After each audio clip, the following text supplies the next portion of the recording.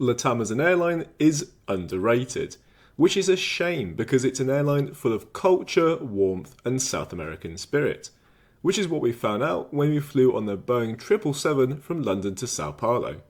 But there is exciting news, and that's they'll be refitting their Boeing 787s with a much more private and modern product. Wow. Over the coming years. This takes time though, so what can you expect from them in the meantime? Vamos lá!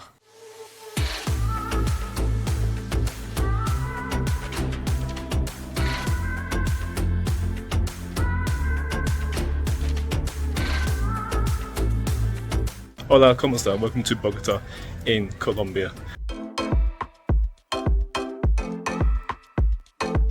I'm just here out in the city. It's absolutely beautiful. In the morning, we're traveling with Latam on the Boeing 787 in business class down to Chile.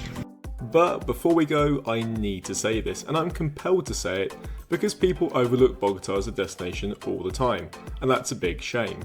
Even if you spend one whole day in the city before your next flight, it's like Latam, full of passion and colour.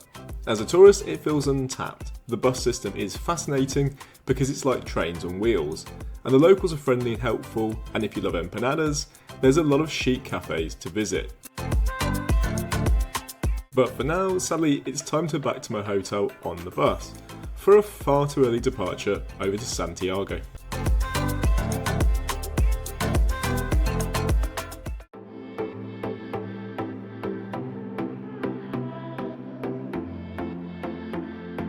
So because I'm just travelling with a backpack, there's no need to check in. I've already got my boarding pass, so it's going straight through to the lounge.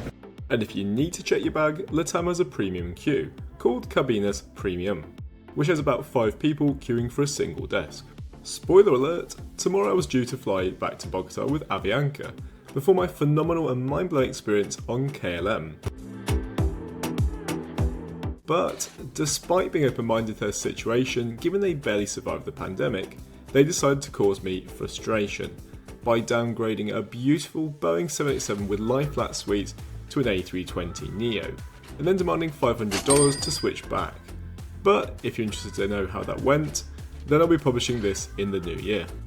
Luckily, I found some peace and serenity in the Latam Business Class Lounge, which isn't as big as the one that's in Sao Paulo, which is particularly grand, but it does provide different seating areas, football on the TV, and there's plenty of alcohol, although it is 6 AM in the morning. It even has showers, which I think is a huge bonus considering today's flight isn't very long. Which, to give some grandeur, the ceiling is very, very tall. When it comes to food, it does feel a little bit like a secondary hub. There is plenty of food, but the breakfast mainly consists of various hams, cheeses and fruits. Pineapple and papaya. Despite trying my best, I still have a half an hour until the boarding time. But luckily there are some comfortable lounges just near the entrance to have a lounge. 12 seconds later. If I sit down for even a second, I'm going to fall asleep, so I'm on the move. Latam's hub is Santiago, where I'll be in about 5 hours' time, but they also have secondary hubs in various destinations. And when it comes to their fleet, all their wide-body long-haul operations are manufactured by Boeing, whereas their short-haul operation is entirely made up of Airbus. Now, according to various news websites, Latam is spending a very cool $350 million to refurbish 24 of the Boeing 787s, 10 of which will be used on domestic routes, and the remainder being the slightly larger 787-9 variant, flying out of Chile, Brazil and Peru. I personally wouldn't get too excited just yet because refurbishing takes a long time, with the first hopefully entering service in March 2025. Enough chit chat, as it's time to board today's flight and have a quick look at today's route map. Today's journey to Santiago on Latam Flight 575 takes just under 6 hours and covers a distance of 2,639 miles, just enough time to get in a meal and nap and binge watch Picard. Unfortunately, boarding is a little bit delayed, so I'm just having a quick tour of the airport just to kill time. The life of a travel blogger. I think if I calculated how long I have to stand in queues every year, I'd go mad. So I'm not really sure why. The boarding was about half an hour late, no reason given, but I think the cabin crew was slightly late, perhaps coming off a different flight. Latam's domestic operation is operated by the Boeing 787-8 variant, which comes with 30 seats in business class and 217 in economy. You can see why Latam has decided to refurbish these, because their business class comes in a not so crowd-pleasing 222 configuration. But there's a catch to this, because I discovered during the flight these are actually really good, and have several advantages over their 121 counterparts. I always enjoy a good view of the cabin, so I'm sitting in the rear section which has 2 rows of seats, as opposed to the front which has 3. Not that there's really a divide. And for those who can't settle until they know this information, this is the view from 5 Lima. I seem to be the only one with the window shades polarised, so you just have to wait a bit for them to brighten up. Welcome aboard. As you can see, this is not the best product in the world. It's in a 2-2 configuration. Unfortunately, someone's next to me, so it means if you need the bathroom while you're sleeping, you do unfortunately have to step over them. Otherwise, this is really good because it's 28 inches of width and the footrest is just the same, so it's really unrestricted. On those angled 121 seats, yes, you get far more privacy. But on Latam, that lovely amount of foot space, particularly when you make it into flat mode, is really wide.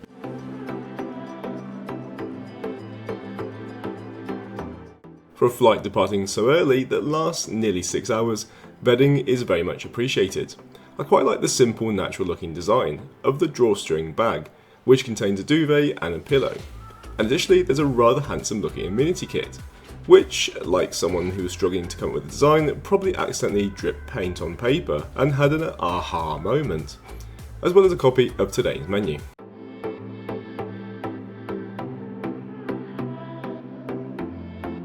At this point, I was regretting having chosen to sit on the right hand side, which is a change from my usual left, because the window had unpolarised but there was condensation issues, making it difficult to see out.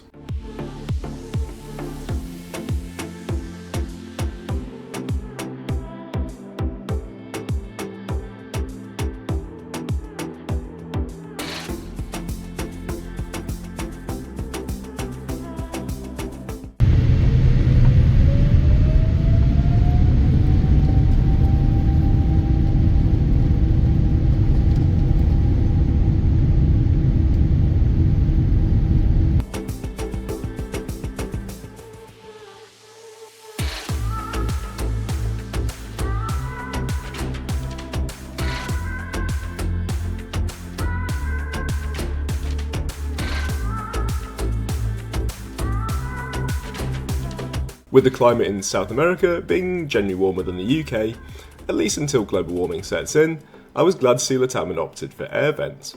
Although generally I prefer a warmer cabin, because you're less likely to wake up with a cold. And at the end of 2024, the trend for business class is towards more privacy and storage, and you can see why Latam has finally decided to retrofit the new seat over the coming years. Despite that initial anxiety of being so close to another human being, I actually really like this seat. It's very unrestricted thanks to that generous width, and once you're lying down, you aren't really that bothered about the temporary roommate. There's even a small privacy divider which makes quite a bit of difference, at least it does if you buy the window. The legroom is good, and at 5'9" or 175 centimeters in height, I was more than comfortable when I eventually went flat. There is some, but not a huge amount of storage to my left, which is also where you'll find water, the headphone jack, and a universal plug socket.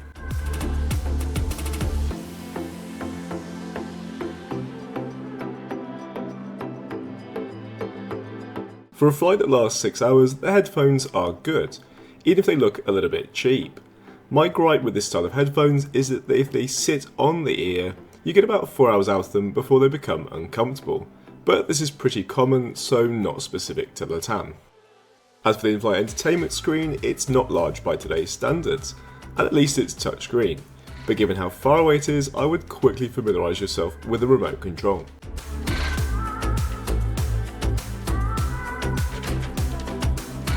When it comes to content, I'm actually really impressed. Some other airlines out there have bigger budgets, but suck when it comes to choice. This isn't a problem with Latam, as they've partnered up with the likes of Paramount.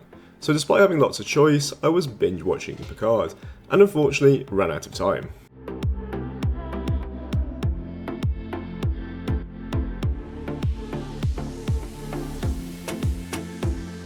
Airlines love breakfast because it's one of the cheapest meals to produce, and it's far too easy to just do sausage, egg, bacon, tomato.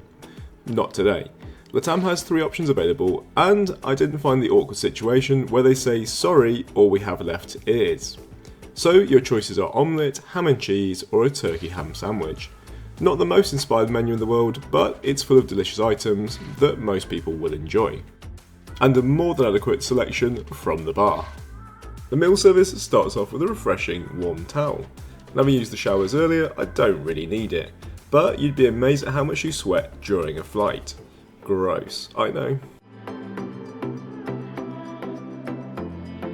Having finally deployed the tray table, I've ordered the ham and cheese, which looks far nicer than it sounds with 3 types of cheese, including one that was creamy. Slightly more healthy is a reasonably sized dish of different fruits that was fresh, but what really made the meal is this local delicacy. A quick search on Google and this could possibly be pan de bonas, which is light and a tiny bit sweet, but if it's not sweet enough you can always add further jam. Also right at home in the breakfast aisle was a Latam embossed glass, with mango yogurt with a granola topping, and a hot cup of tea, although other beverage choices are available. Suddenly the tiredness hits me like a bus, so it's off for a bathroom tour before the weight of my eyes drags me into a sleep. Despite the large amount of industrial airline tape on the wing, which has seen better days, Latam's 787s are about 7 years old, so the bathroom carries all the mod cons like posh loo flush and an automatic tap. Besides the blue lighting, there's little else to write home about. So it's back to my comfortable seat to see what it's like in the flat mode. All signs pointed to a very comfortable sleep for the next 3 hours. But sadly my body said no, despite trying for a good 30 minutes. With 90% of the other passengers enjoying a siesta, a little bit jealous, I had finished every episode of Picard, and with Santiago not too far away, I'd moved over to the film Mean Girls, which is a very typical film about a girl who tries to make new friends in a new school and ends up with the popular kids, whose leader is, well, mean, hence the title. Which leads us to, lunch. That's the second meal within 4 hours. I wouldn't say I'm particularly fussy, but a hot salmon sandwich, whilst healthy, seemed like a slightly odd choice. It was thoughtfully wrapped in newspaper, which reminds me of having a fish and chips back home, served with a pot of cream sauce and a pack of crisps. It did feel strange adding a glass of white wine to what felt like a picnic, but that's just what I fancied.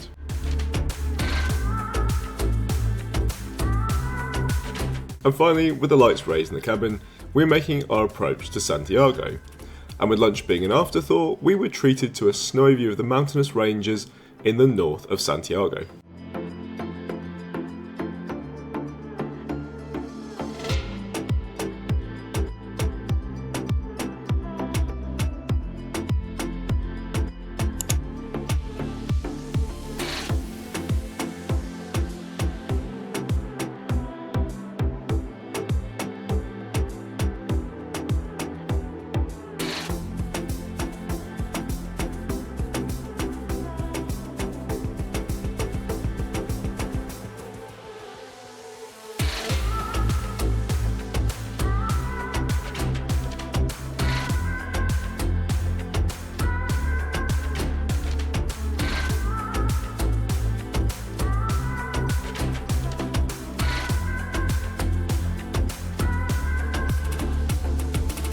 Say that was such a good flight.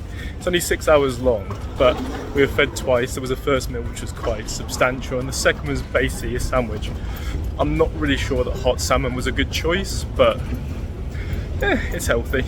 As for the seat, I wanted not to like it, but it's so comfortable and so wide in width and the footwell, and it's not really a big deal if your average height to basically climb over the person next to you, so it's not a big inconvenience. There's not a huge amount of privacy either, but I think we're so used to it now with modern products that it just makes Latam seem a little bit behind. Cabin crew, delightful, happy, friendly, and had a great time. Thank you for watching.